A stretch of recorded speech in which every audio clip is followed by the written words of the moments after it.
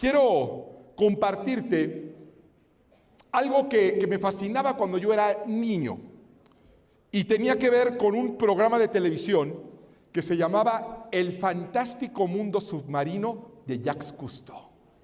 Yo no sé quiénes sepan de aquí quién fue Jacques Cousteau, pero hasta donde yo tengo entendido fue quizá el primer ambientalista, el primer naturalista, un divulgador científico. Este hombre fue el que inventó el traje de buceo, el traer el tanque en la espalda y poder bucear, lo inventó este oceanógrafo francés. Bueno, a mí me encantaba su programa y recuerdo que yo llegaba de la escuela, comía, teníamos que hacer la tarea y me iba a conectar a la televisión a su programa que era de media hora. El Fantástico Mundo Submarino de Jacques Cousteau. Y tenía una cosa bien rara que me di cuenta luego con el tiempo, que por alguna razón lo doblaban al español, como doblan todas las series americanas, pero a Jacques Cousteau, como era francés, le ponían el acento francés.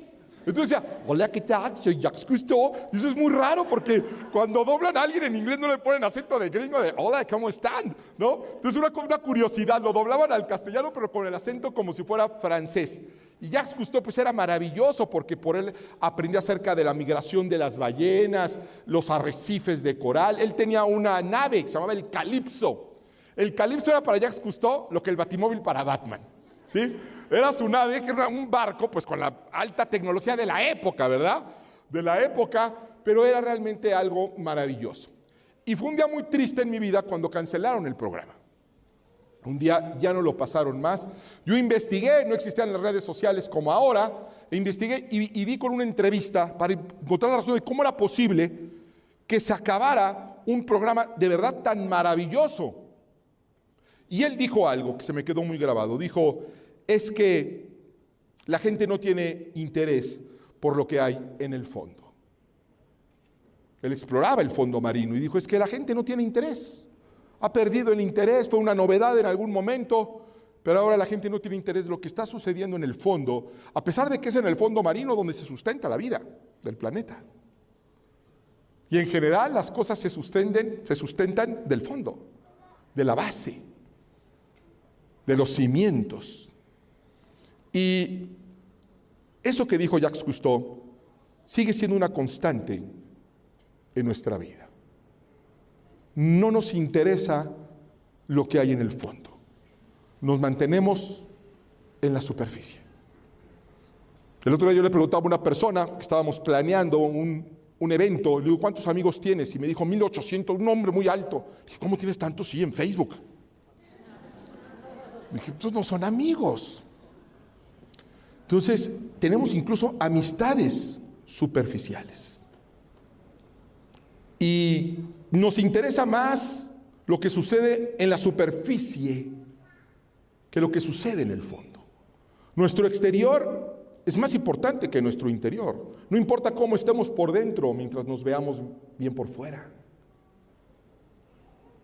Y así como hay un mar y un mar profundo, existe una doctrina superficial y una doctrina profunda. La doctrina superficial, pues ahí está, es la divertida. En la superficie es donde se surfea, es donde se asolea uno, es donde se saludan de yate a yate. En la profundidad hay oscuridad, pero ahí es donde están los misterios.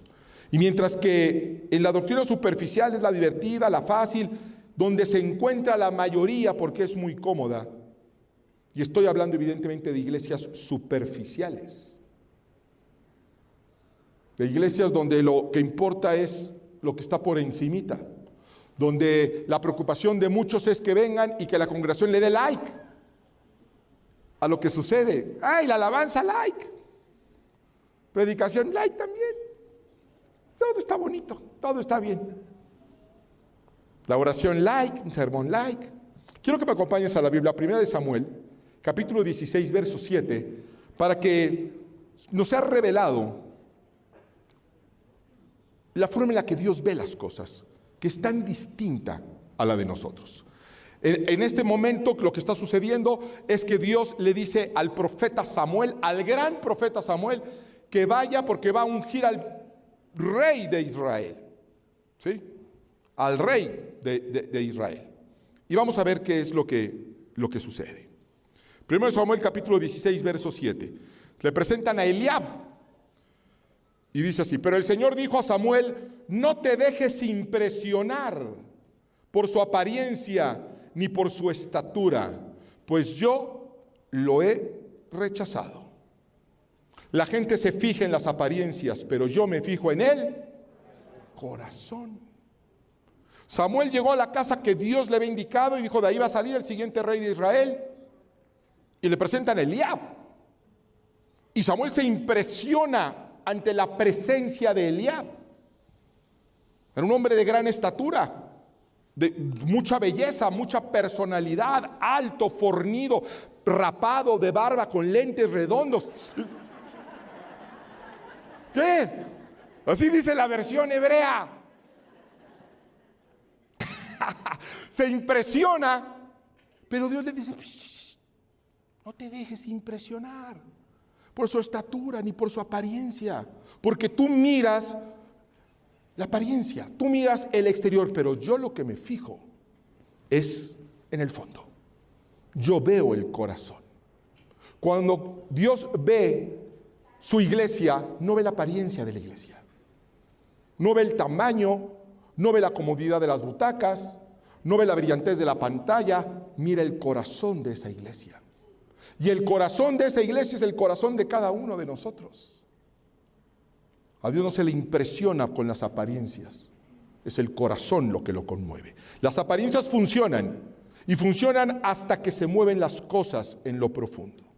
Cuando se mueven los cimientos de nuestro mundo, cuando nuestra vida empieza a colapsar y entendemos que no hay una solución superficial para lo que estamos viviendo.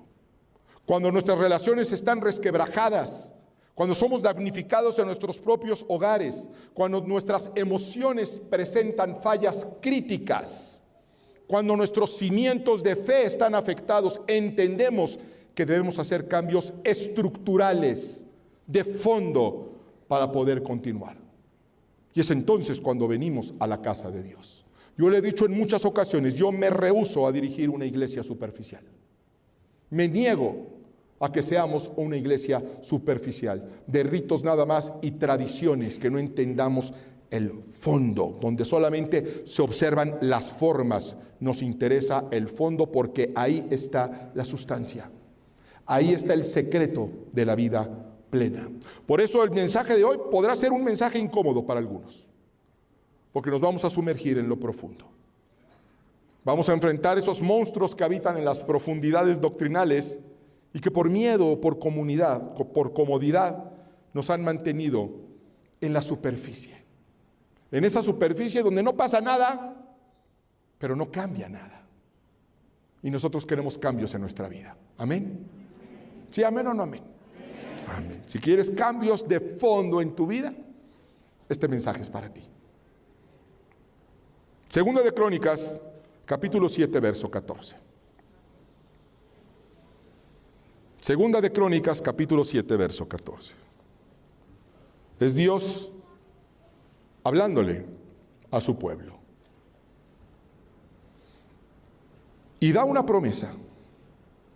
Si se humillare mi pueblo, sobre el cual mi nombre es invocado, lloraren y buscaren mi rostro, y se convirtieren de sus malos caminos, entonces yo iré desde los cielos y perdonaré sus pecados y sanaré su tierra. ¿Quién de aquí necesita sanidad? Amén. Lo voy a volver a leer. Si se humillare mi pueblo sobre el cual mi nombre es invocado, lloraren y buscaren mi rostro y se convirtieren de sus malos caminos, entonces yo oiré desde los cielos y perdonaré sus pecados y sanaré su tierra. Es una promesa y es una fórmula, no necesita interpretación. Necesitamos ser teólogos para que nos expliquen lo que Dios nos está diciendo con toda claridad ahí. Si se acercan a mí, sí, pero si se acercan de una manera que no sea superficial, porque si nos acercamos superficialmente, nada va a cambiar. Vas a venir durante años a sentarte en la misma banca, a cantar alabanzas, a orar, y nada va a cambiar si nos mantenemos en la superficie doctrinal. Dios quiere cambios de fondo y dice, y buscar en mi rostro. Nosotros somos ese pueblo y nos humillamos ante Dios y oramos. Eso está bien. Dice, pero si buscar en su rostro y se convirtieren de sus malos caminos. De nada nos va a servir orar y humillarnos y buscar su rostro todos los días si no nos convertimos de nuestros malos caminos, porque es cuando dice, entonces yo iré desde los cielos y perdonaré sus pecados y sanaré su tierra. Así que es una fórmula de bendición. Pero esta fórmula la hemos degradado y la hemos manejado nada más por encimita. Y hemos convertido la iglesia en una iglesia que enseña doctrinas superficiales que no cambian la vida de nadie. De hecho, la empeoran. Porque cuando tú vas a la casa de Dios esperando algo de Dios y te dicen que si tú actúas de cierta manera y haces algunos cambios, Dios te promete que te va a bendecir, y tú los haces y Dios no te bendice, dices, entonces Dios miente o Dios no existe. Por eso la doctrina superficial es tan peligrosa. Y hoy vamos a profundizar en doctrinas superficiales que hacen daño a la iglesia de Cristo. Y una de ellas son esas iglesias donde tú llegas, te imponen manos, algunos hasta se caen, y sucede todos los domingos. Alguna vez me dijeron a mí, oiga pastor, ¿por qué usted ahí en verano imponen manos? Si es bíblico. Vamos a la Biblia, ¿les parece? Hechos capítulo 19, verso 4 a 6, porque es muy espectacular llegar a una iglesia y que vamos a imponer manos, unos se ponen a hablar en lenguas, otros se caen, ¿sí? Entonces ahí se mueve el espíritu. Vamos a ver qué enseña la escritura, ¿les parece?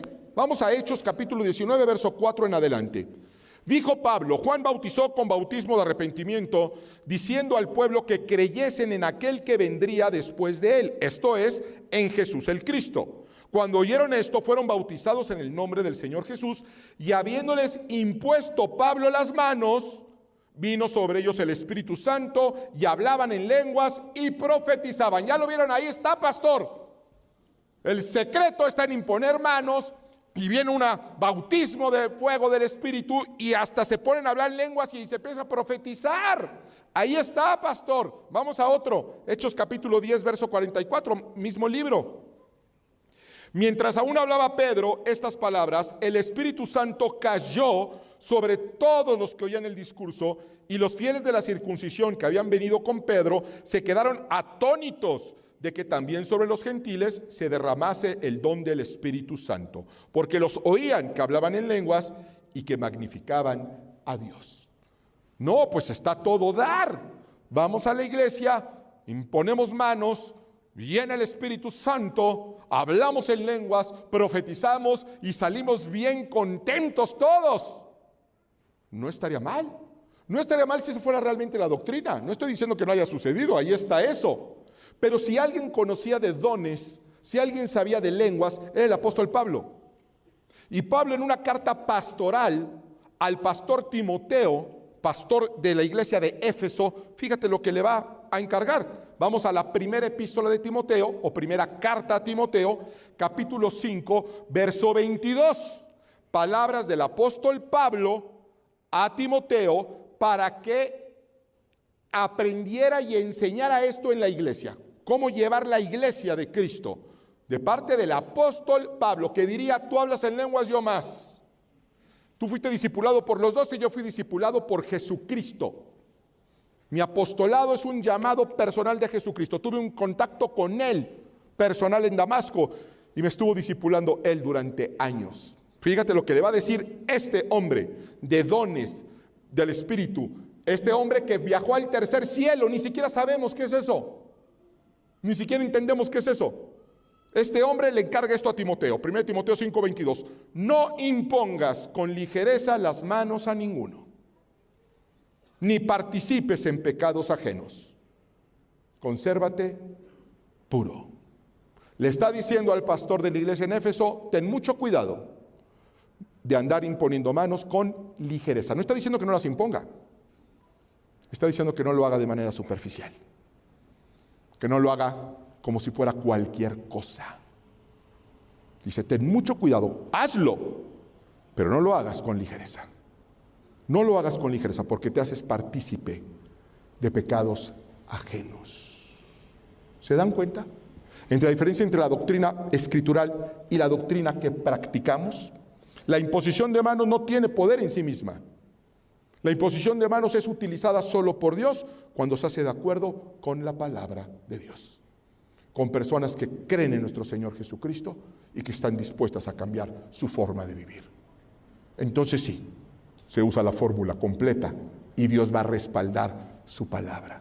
Pero no se trata de andar repartiendo falsamente dones de lenguas con personas que hablan don de lenguas en la iglesia y media hora después en el estacionamiento están insultando a su pareja.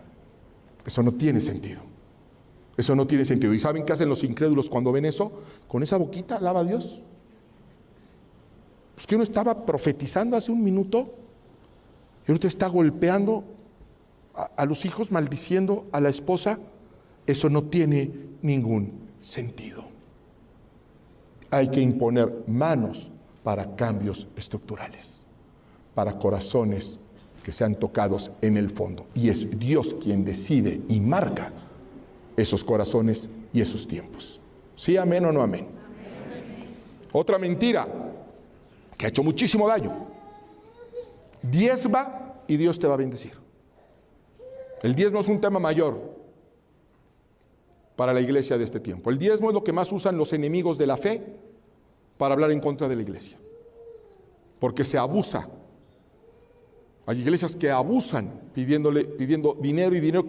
Parece ser que son monotemáticos, es lo único que predican cada domingo. Es el único tema. Parecía que el Espíritu Santo únicamente les indica a pedir dinero. En esta iglesia es raro que hablemos del diezmo y de la ofrenda. Es necesaria, es parte de, pero no es el único tema. ¿Y qué creen? Les voy a decir algo. Con el riesgo de que se vea afectada la economía de la iglesia. Dios no te va a bendecir porque diezmes. ¿Cómo que no? Eso dice la Biblia. Vamos a la Biblia. Malaquías capítulo 3, verso 10. Es la parte de la escritura clásica que se usa para decirle a la gente que diezmen para que Dios los bendiga. Vamos a leerlo. Malaquías 3:10. ¿Están nerviosos? No. Malaquías 3:10 en adelante. Traed todos los diezmos al alfolí y hay alimento en mi casa. Y probadme ahora en esto, dice Jehová de los ejércitos, si no os abriré las ventanas de los cielos y derramaré sobre vosotros bendición hasta que sobreabunde. Reprenderé también por vosotros al devorador y no os destruirá el fruto de la tierra, ni vuestra vida en el campo será estéril, dice Jehová de los ejércitos. Y todas las naciones os dirán bienaventurados, porque seréis tierra deseable, dice Jehová de los ejércitos. Y esto es palabra de Dios. Es verdad. Sí dice, traigan los diezmos al alfolí, que no falte nada en mi casa, y dice Dios, y pruébenme en esto. Pruébenme en esto. Si no, yo voy a abrir las ventanas de los cielos y derramaré sobre vosotros bendición. ¿Hasta qué? Sobreabunde. ¿Sí qué? Si diezmamos. Está todo dar. ¿Pero qué creen? Esto es nomás por encimita. Porque esto no es todo lo que Dios le dijo a Malaquías que le dijera al pueblo. Eso es lo que les conviene a algunas iglesias ladronas, enseñar solamente eso, porque no les conviene enseñar otro que le dijo Jehová al mismo profeta en el mismo libro hablando de lo mismo. Vamos al mismo libro Malaquías, vamos al fondo del asunto. Malaquías 2, capítulo 13 en adelante. Malaquías 2, mismo libro, mismo profeta, misma palabra de Dios, para el mismo pueblo en el mismo contexto. Y fíjate lo que le manda a decir Dios al pueblo. Otra cosa que ustedes hacen es inundar de lágrimas el altar del Señor. Es decir, lo que ustedes hacen es que vienen a mi casa y se ponen a llorar en el altar, se ponen a orar y a clamarme Ay, Señor, ¿por qué me pasa esto? Ay, Señor, ¿por qué me pasa lo otro? A eso se está refiriendo. Dice, y se lamentan porque Él ya no presta atención a sus ofrendas, ni las acepta de sus manos con agrado. A ver, ojo, hay que ofrendar, sí, pero no toda ofrenda la acepta Dios. ¿Se dan cuenta? Dice que no, que hay gente que está llorando y dice, ay, yo diezmo y diezmo y diezmo y ofrendo y ofrendo y ofrendo y no me abres las puertas del cielo y derramas bendición sobre mí hasta que sobreabunde porque dice tu palabra, Señor. ¿Qué pasa? ¿Por qué no respaldas tu palabra, Señor? ¿Por qué me engañaste? ¿Por qué me mentiste? Y Dios le dice, dile a Malaquías, ¿por qué no aceptó sus ofrendas? Vamos a seguir leyendo. Y todavía preguntan por qué. Todavía te atreves a preguntar, Angelito. Pues ahí te va por qué. Pues porque el Señor actúa como testigo entre tú y la esposa de tu juventud, a la que traicionaste, aunque es tu compañera, la esposa de tu pacto. ¿Acaso no hizo el Señor un solo ser que es cuerpo y espíritu? ¿Y por qué es uno solo? Porque busca descendencia dada por Dios. Así que cuídense ustedes en su propio espíritu y no traicionen a la esposa de su juventud. Yo aborrezco el divorcio, dice el Señor, Dios de Israel, y al que cubre de violencia sus vestiduras, dice el Señor Todopoderoso. Así que cuídense en su espíritu y no sean traicioneros. Porque si crees que yo te voy a bendecir tu ofrendita que vienes a dejar aquí, los pesos que vienes a dejar, para que yo te prospere hasta que sobreabunde, mientras eres un traidor con tu esposa, bueno, no, Dios no diría cuernos. Dios no diría cuernos, pero dice, olvídate, olvídate. Sigue dando, va a servir para pagar la luz, para pagar la renta. Yo sí les pido que sigan dando, ¿sí? Pero no te voy a engañar. Yo no te voy a engañar, porque a mí no me interesa tu dinero, nunca me ha interesado. Empecé a predicar en un garage, sin nada en la bolsa. Imagínate si me va a interesar tu dinero. Bienvenido, tenemos muchos gastos, pero yo no te voy a engañar. Dios no te va a bendecir si tú no cambias tu forma de vivir. Puedes venir y dejar millones de pesos si crees que Dios va a santificar ese dinero, o si es dinero mal habido, ahórratelo. Ahórratelo o dalo sabiendo que nada más estás ayudando a la causa de la iglesia. No te estás ayudando a ti mismo.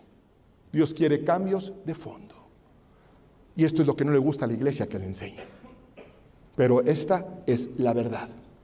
Y la Escritura dice que la verdad nos hará libres. Amén.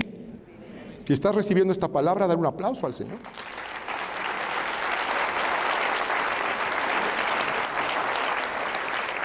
Pastor, ya llevo 4 días de ayuno y Dios no me contesta. Vamos a invocar ayuno. Necesitamos esto, este problema, vamos a ayunar. ¿El ayuno es bíblico? Por supuesto que es bíblico. Es súper bíblico. Oiga, pastor, es que a mí me dijeron que cuando uno ayuna, cosas poderosas se desatan en el mundo espiritual. ¿Es verdad? Sí y no. ¿Cómo que sí? Sí, en el ayuno, Dios se inclina al ayuno, cosas increíbles suceden en el ayuno, pero no creas que es nada más porque dejes de tragar. No creas que es nomás por encimita. Vamos a la palabra de Dios. Isaías 58, capítulo 1 en adelante. Le dice Dios al profeta Isaías, quiero que vayas con el pueblo y que les expliques esto y que se los expliques claramente. Porque los pobrecitos ya están famélicos, ya están desnutridos, ya están anémicos y no va a cambiar su situación hasta que no entiendan el fondo del ayuno. Vamos al ayuno, Isaías 58 en adelante. ¿Lo tenemos? Grita con toda tu fuerza, no te reprimas, alza tu voz como trompeta, denúnciale a mis pueblos sus rebeldías, sus pecados a los descendientes de Jacob. O sea, Dios le está diciendo a Isaías, háblales y háblales fuertemente, anúnciale su rebeldía y su pecado. Y dice, porque día tras día me buscan y desean conocer mis caminos. Oh, eso está bien. Oye, ¿qué tiene de malo que el pueblo lo busque día a día y quiera conocer sus caminos? ¿Quién quiere de aquí conocer a Dios día a día? Amén. ¿A qué hemos venido aquí? A conocer sus caminos, ¿no es cierto? Eso no está mal. Lo que está mal, lo que dice, lo que nos va a revelar Dios, dice, porque día tras día me buscan y desean conocer mis caminos como si fueran una nación que practicara la justicia. como si no hubieran abandonado mis mandamientos. Me piden decisiones justas y desean acercarse a mí y hasta me reclaman. ¿Para qué ayunamos si no lo tomas en cuenta? ¿Para qué nos afligimos si tú no lo notas? Dice, mira nada más, quieren conocer mis caminos, me piden justos juicios, me piden bendición, como si fueran un pueblo que realmente me sigue. Como si no se hubieran olvidado de mis mandamientos, como si no me voltean la espalda cada vez que tienen oportunidad. Y todavía dicen, ayunamos, ofrendamos, asistimos y no pasa nada. Ustedes, el día en que ustedes ayunan, hacen negocios y explotan a sus obreros. Ay, hoy es día de ayuno. Ay, qué lindo. Mejor págale un salario justo al que estás explotando. Es lo que está diciendo Dios. Qué bonito tu ayuno. El mismo día que estás ayunando, no le pagas al que le debes. El mismo día que estás ayunando, le regateas al campesino indígena que te está ofreciendo un café. Ese es tu día de ayuno. Ustedes solo ayunan para pelear y reñir y darse puñetazos a mansalva. Si quieren que el cielo atienda sus ruegos, ayunen. Sí, ayunen, pero no como lo están haciendo. Pero no como ahora lo hacen. ¿Acaso el ayuno que he escogido es solo un día para que el hombre se mortifique? Y solo para que incline la cabeza como un junco, haga duelo y se cubra de ceniza. ¿A eso llaman ustedes día de ayuno y el día aceptable al Señor? Dicen, a ver, ¿tú crees que a mí lo que me agrada cuando yo te pido que te ayunes es verte ahí todo muerto de hambre? Sufriendo, viendo la hora a ver a qué ya te toca comer. ¿Tú crees que eso es lo que me agrada a mí? ¿Tú crees que eso es a lo que yo le llamo ayuno? No. Dice, el ayuno que he escogido no es más bien romper las cadenas de injusticia y desatar las correas del yugo, poner en libertad a los oprimidos y romper toda atadura. ¿No es acaso el ayuno compartir tu pan con el hambriento y dar refugio a los pobres sin techo, vestir al desnudo y no dejar de lado a tus semejantes? Si así procedes, tu luz despuntará como la aurora y al instante llegará tu sanidad. Fíjate lo que dice la Escritura. El ayuno no es nada más dejar de comer. Esa es la forma, dejar de comer. Pero ese no es el fondo. ¿Por qué Dios nos pide dejar de comer? Primero, porque es un apetito básico. Pero no es eso, es la forma. El fondo del ayuno, ¿sabes cuál es? Entrenarte espiritualmente para que aprendas a ayunar todos los días, no de alimento, sino de otro tipo de apetitos desordenados. Para que aprendamos a tener la fortaleza espiritual de decir no gracias. Se me antoja, pero no gracias. Se ve muy sabroso, pero no gracias. Qué rico huele, pero no muchas gracias, porque primero es el Señor. Ese es el ayuno agradable al Señor. Y nosotros solamente vemos la forma, pero no el fondo. Dejamos de comer, pero no cambiamos por dentro. Dejamos de comer, pero damos rienda a otros apetitos, mucho peores que el alimento. Mucho peores. Y no nos frenamos. Dice la Escritura, si ayunaras correctamente, guardando la forma y el fondo, tu luz despuntará como la aurora. Al instante llegaría tu sanidad, tu justicia te abrirá el camino y la gloria del Señor te seguirá. Llamarás y el Señor responderá. Pedirás ayuda y Él dirá, aquí estoy. Si desechas el yugo de opresión, el dedo acusador y la lengua maliciosa, si te dedicas a ayudar a los hambrientos y a saciar la necesidad del desvalido, entonces brillará tu luz en las tinieblas y como el mediodía será tu noche. El Señor te guiará siempre, te saciará en tierras resecas, fortalecerá tus huesos, serás como jardín bien regado, como manantial cuyas aguas no se agotan. Tu pueblo reconstruirá las ruinas antiguas y levantará los cimientos de antaño. Serás llamado reparador de muros derruidos, restaurador de calles transitables. Amada iglesia, ya basta de vivir en ruinas. Ya dejemos de vivir en ruinas, en una espiritualidad superficial, donde únicamente estamos guardando las formas que no cambian nada. Solamente nos hacen sentir bien lo que resta del domingo. Para el lunes